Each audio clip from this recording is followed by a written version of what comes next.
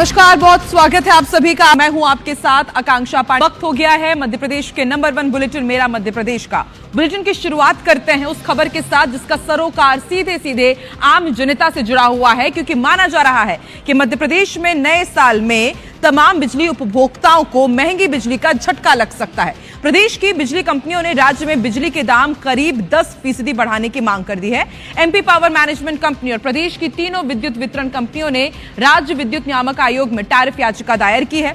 कंपनियों ने यह दलील दी है कि उनके घाटे की भरपाई के लिए वित्तीय वर्ष साल 2026-27 में प्रदेश में बिजली के दाम बढ़ाए जाएं।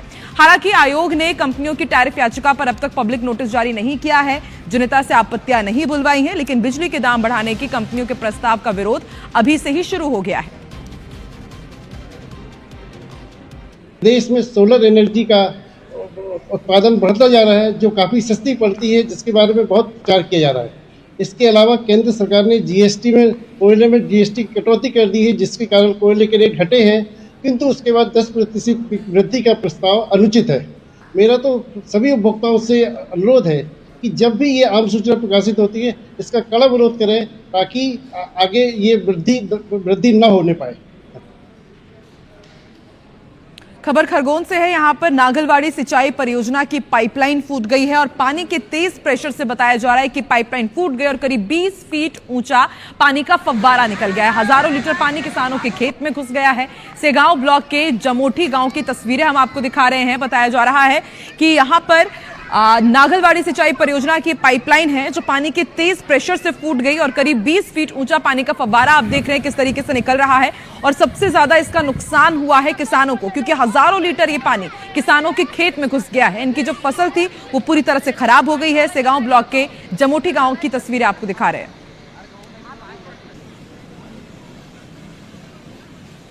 और अब आपको दो तस्वीरें दिखाते हैं ग्वालियर और हरदा से, जहां चरित्र शंका के चलते हत्या की वारदात को अंजाम दिया गया है।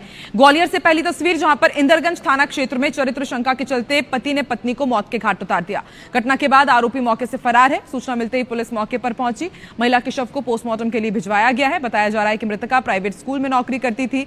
इस दौरान पति को पत्नी के चरित्र पर शक होने लगा।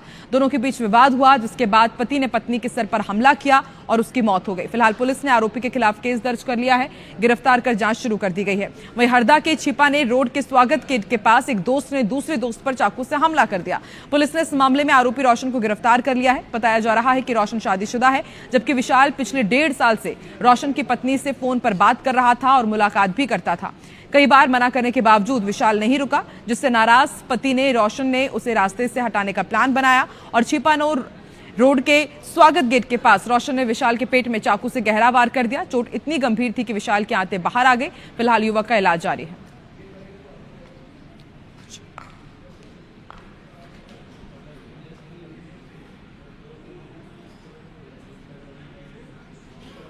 और अब आपको लुटेरी दुल्हन का कारनामा बताते हैं। मंदसौर जिले के भावगढ़ थाना क्षेत्र से एक हैरान कर देने वाला मामला सामने आया है, जहां पर नांदवेल गांव में शादी के कुछ महीने बाद ही लुटेरी दुल्हन ने पूरे परिवार को भजिए में बेहोश की दवा मिलाई और फिर उसके बाद खिलाया। करीब 50,000 रुपए नगद और सोने चांदी के जेवर लेकर फरार हो गई। परिवार के सभी 9 लोगों को जिला अस्पताल में भर्ती कराया गया है। करीब 20 दिन पहले परिजनों ने गांव के ही एक दलाल के जरिए 2.5 लाख रुपए देकर दुल्हन को घर लाया था और शादी के बाद ज्योति नाम की दुल्हन परिवार में घुल मिलकर रहने लगी, लेकिन सोमवार को ज्योति ने परिवार को धोखा दिया और पैसों के साथ भाग गई। फिलहाल पुलिस मामले की जांच कर रही है। इनके बनारस से एक लाए थे लाड़ी, लाए थे वहाँ से बहू, तो वो क्या 15-20 दिन तो अच्छे से रही यहाँ पे इनके साथ। और फिर रह के 15-20 दिन अच्छे से रही हो, पर घर में सबको गोलियाँ दी थी, नींद की गोलियाँ ज़्यादा मात्रा में दी थी। सब इमरजेंसी वार्ड में भर्ती है अभी तो। और फिर वो घर से सब सोना चांदी वगैरह पैसे वैसे सब लेके भग गई रात। पीएससी भावगढ़ से जो है कुल 9 लोगों को जो है नॉन पॉइजनिंग के केसेस से उनको यहाँ पर रेफर करके लाया गया है, जिनका अभी यहाँ पर इमरजेंसी वार्ड में रखकर जिनका उपचार किया जा रहा है। भजिए वगैरह बना के खाए थे और उसको खाने से ही कुछ इनको तकलीफ हुई और उसी संदर्भ में एक यूपी से शादी करके एक महिला लाए थे, उसका भी मामला इसमें जुड़ा हुआ है। तो इन मामलों में क्या घटनाक्रम है, इसमें पुलिस जांच कर रही है और जो भी तथ्य आते हैं उस अनुसार कार्रवाई की जाएगी। ग्वालियर से सामूहिक दुष्कर्म का दिल दहला देने वाला मामला सामने आया, जहां दो दोस्तों ने युवती को घर में अकेला पाकर दुष्कर्म किया और उसके साथ मारपीट करते हुए किसी को बताने पर जान से मारने की धमकी दी है। जानकारी के मुताबिक आरोपी उसकी मां का दूर का भांजा लगता है और उसका घर पर आना जाना लगा रहता था। जब वो घर पहुंचा तब युवती अकेली थी। थोड़ी देर आने का बोलकर आरोपी अपने दोस्त को ले आया और फिर उसके बाद दोनों ने उसके साथ सामूहिक दुष्कर्म किया। मारपीट करते हुए किसी को बताने पर जान से मारने की धमकी देकर फरार हो गए, जिसके बाद पीड़िता ने अपने परिवार के साथ पहुंचकर थाने में एफआईआर दर्ज कराई है। दोनों को गिरफ्तार कर लिया गया है। उसने पूरा वाकया सुनाया कि मैं घर में थी और सतीश और राजवीर ने आकर मेरे साथ जोर जबरदस्ती करके गलत काम किया। इसी पर से एफआईआर थाना झांसी रोड में दर्ज की गई और रेप के जो धाराएं हैं, बीएनएस की जो धाराएं हैं, उनमें मामला दर्ज किया गया। दोनों आरोपियों को गिरफ्तार किया गया और अभी इनको जेल भेज दिया गया है। अग्रिम कार्रवाई इस दिशा में जारी है। भोपाल के कॉलोनी में तैनात सुरक्षा गार्ड ने कॉलोनी में रहने वाले एक परिवार पर हमला कर दिया है। गार्ड को शक था कि उसकी शिकायत कॉलोनी में रहने वाले एक परिवार ने सोसाइटी अध्यक्ष से की है। कोलार के गोकुल कॉम्प्लेक्स में सुरक्षा गार्ड ने कुल्हाड़ी से पहले पीड़ित के घर के दरवाजे को तोड़ा और फिर 3 कार में भी तोड़फोड़ की। प्रत्यक्षदर्शियों ने सुरक्षा गार्ड पर नशे में इस वारदात को अंजाम देने का संदेह जताया है। आरोपी ने पीड़ित के बेटे के चेहरे पर धारदार हथियार से हमला भी किया। उसको गंभीर चोट आई है। कोलार पुलिस ने आरोपी गार्ड पर मामला दर्ज कर उसकी तलाश शुरू कर दी है।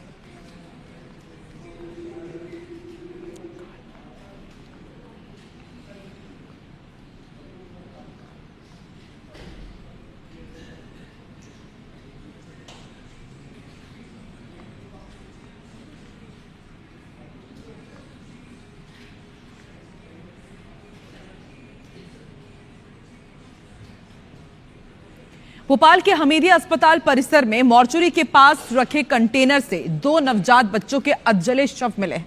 टंकी को अस्पताल प्रबंधन डस्टबिन की तरह इस्तेमाल करता था और ये तस्वीरें झकझोर देने वाली हैं। दोनों शवों को फिलहाल पुलिस ने अपनी मौजूदगी में ले लिया अपने और 5 डॉक्टर्स की टीम ने पोस्टमार्टम किया है। पुलिस अब अस्पताल के record, CCTV footage, DNA test और अन्य तकनीकी सबूतों के आधार पर हर एंगल से जांच कर रही है।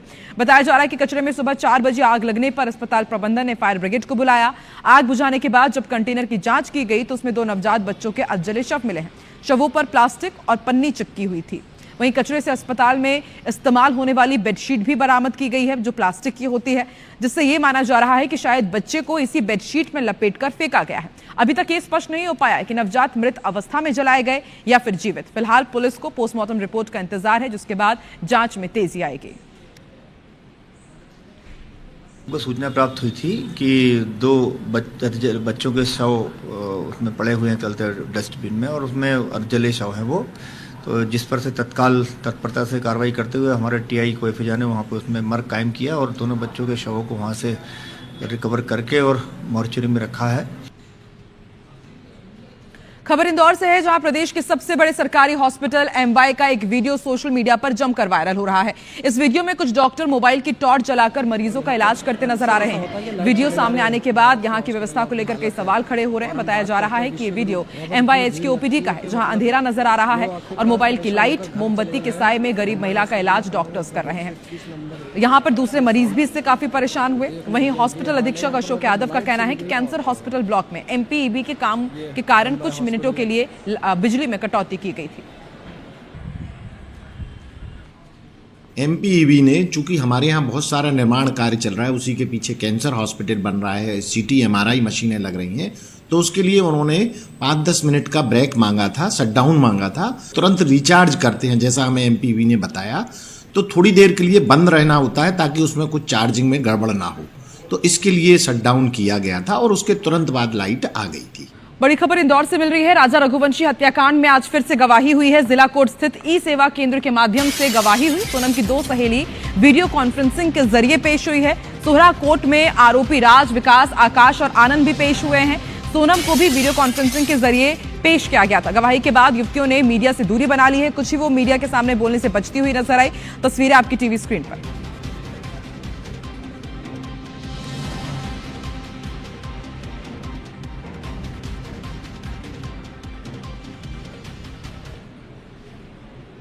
खबर मंडला से है, जहां पर आंगनबाड़ी कार्यकर्ताओं का उग्र प्रदर्शन देखने को मिला। हजारों की संख्या में इन्होंने कलेक्ट्रेट मार्ग पर धरना दे दिया। नियमितीकरण के साथ ही विभिन्न मांगों को लेकर के इन्होंने ज्ञापन भी सौंपा है और मांग पूरी नहीं होने पर इससे भी ज्यादा उग्र आंदोलन की चेतावनी दी गई है।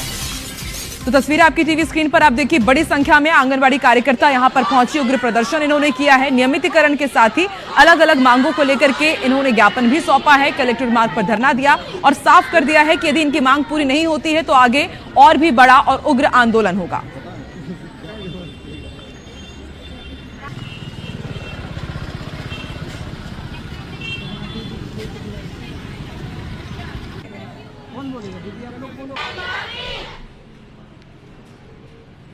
चुनाव आयोग ने आज 5 राज्यों और एक केंद्र शासित प्रदेश यानी कि यूनियन टेरिटरी में स्पेशल इंटेंसिव रिवीजन की समय सीमा बढ़ा दी है। मध्य प्रदेश, छत्तीसगढ़, अंडमान निकोबार में 18 दिसंबर तक फॉर्म भरे जा सकेंगे। वहीं उत्तर प्रदेश में 26 दिसंबर, गुजरात और तमिलनाडु में 14 दिसंबर तक फॉर्म भरे जा सकेंगे। पहले फॉर्म भरने की आखिरी तारीख 11 दिसंबर थी। आयोग ने बताया कि गोवा, पुडुचेरी, लक्षद्वीप, राजस्थान और पश्चिम बंगाल के लिए समय सीमा गुरुवार को ही समाप्त होगी और ड्राफ्ट मतदाता सूची 16 दिसंबर को पब्लिश की जाएगी। केरल में पहले ही आखिरी तारीख 18 दिसंबर कर दी गई थी, जिसका ड्राफ्ट 23 दिसंबर को पब्लिश होगा।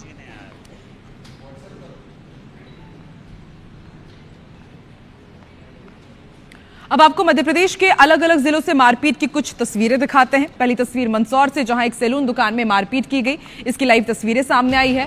पिपलिया मंडी नगर में उस समय हड़कंप मच गया जब जत्था बनकर आए लोगों ने एक सैलून दुकान में घुसकर दुकान संचालक को पीटना शुरू कर दिया।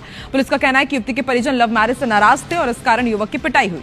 इधर डिंडौरी में बस स्टैंड में 2 गुटों में जमकर लात घुसे चले, मारपीट का वीडियो वायरल हो रहा है। वहीं मुरैना में घरेलू हिंसा में महिला के साथ मारपीट का मामला सामने आया है। यहां महिला की लात घूसों से जमकर पिटाई हुई। वायरल वीडियो मुरैना के ग्रामीण इलाके का है। रीवा के बिछिया थाना क्षेत्र में पैसों के लेन देन के विवाद को लेकर 2 पक्षों में जमकर मारपीट हुई। विवाद इतना बढ़ा कि लाठी डंडे चल गए और दोनों पक्षों के करीब 8 लोग घायल हो गए। सभी घायलों का इलाज जिला अस्पताल में जारी है। फिलहाल सभी मामलों में जांच की जा रही है।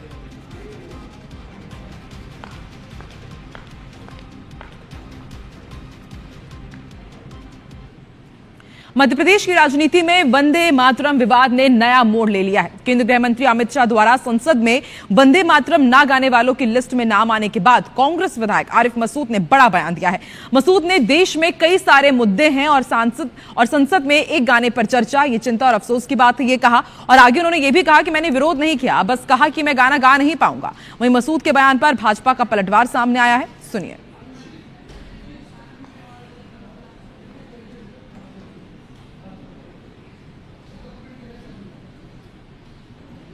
नहीं, विरोध नहीं किया। मैंने कहा कि मैं इसको नहीं गा पाऊंगा। सदन में हंसी की बात आ रही है, वो वंदे मातरम की बात कर रहे हैं जो आज़ादी की लड़ाई में थे ही नहीं। न तिरंगा हाथ में था, न वंदे मातरम इनके मुंह पे था। ये तो अंग्रेजों की गुलामी कर रहे थे, ये तो इतिहास है इनका, माफी मांग रहे थे। हम लोग तिरंगा हाथ में लिए थे, हमारे पूर्वज हाथ में लिए थे, हम लोग गोलियां खा रहे थे। तो इनको तो अधिकार भी नहीं है इस बात पे बात करने का।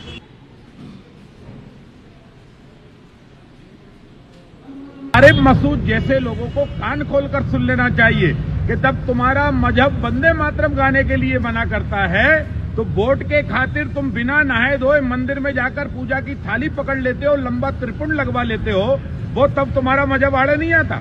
धन्यरे मजहब के मानने वालों, अरे जब मजहब से ही तुम बेईमानी करने पर उतरे हो, स्वार्थी लोग हो, इसके ही कारण तो हिंदुस्तान का विभाजन हुआ है। पहले हिंदुस्तान में रहकर वंदे मातरम गाने में परहेज है तो पाकिस्तान चले जाओ। फिरका परस्ती की बातें करना, धार्मिक उन्माद फैलाना, तुष्टीकरण की राजनीति करके चुनाव लड़ना और जीतने की कोशिश करना, यह अब इस देश में नहीं चलेगा। तो मध्य प्रदेश में वंदे मातरम पर सियासी घमासान छिड़ा हुआ है, वार पलटवार तेज हो गया। और मुझे दीजिए इजाजत, बने